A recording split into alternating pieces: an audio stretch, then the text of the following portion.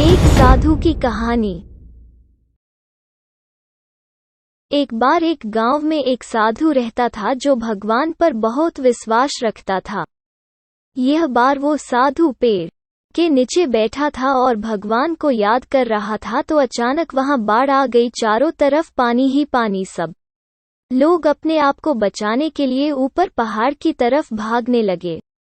उनमें से एक आदमी ने देखा कि इस हालत में भी साधु जी भगवान की तपस्या कर रहे हैं। उसने सोचा कि ये अपने आप को बचने के लिए कहीं जा क्यों नहीं रहे हैं, तो उसने साधु से बोला, अरे आप कहीं जा क्यों नहीं रहे हो, आप भी मेरे साथ ऊपर पहाड़ की तरफ चलो, नहीं तो डूब जाओगे।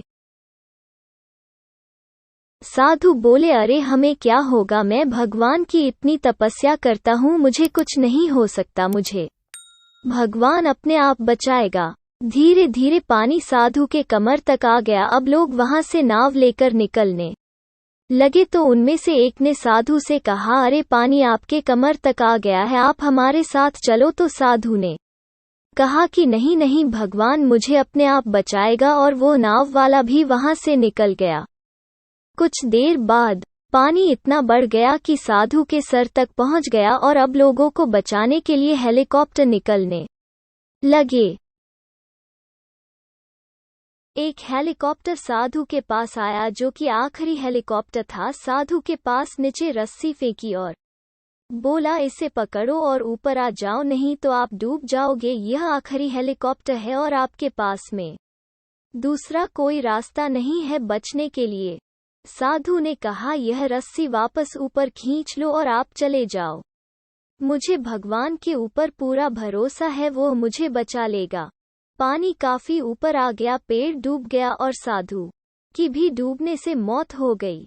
मरने के बाद साधु भगवान के पास गया और बोला, हे भगवान, मैंने पूरी जिंदगी आपकी तपस्या की, मेरा सारा जीवन आपकी आराधना करने में लगा दिया, फिर भी इतने भरोसे के साथ इंतजार किया कि तुम मुझे बचने आओगे, लेकिन वहां मेरी डूबकर मौत हो गई और तुम नहीं आए, ऐसा क्यों?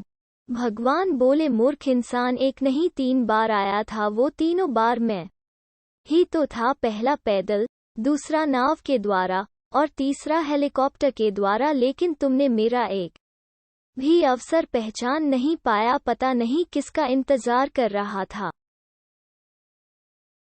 इस तरह से जिंदगी में हमें ऊपर वाला बहुत से मौके देता रहता है, लेकिन हम सब उस मौके को ठुकराकर पता नहीं किस चीज का इंतजार कर रहे होते हैं कि वो होगा तभी मैं करूंगा, और इस बात पर अड़े रहने से एक वक्त के बाद वो मौका हाथ से निकल जाता है और हम कुछ नहीं कर पाते हैं। तो किसी भी अच्छे समय का इंतजार मत करो, जो भी करना है आज और अभी से ही शुरू कर दो। वीडियो देखने के लिए धन्यवाद।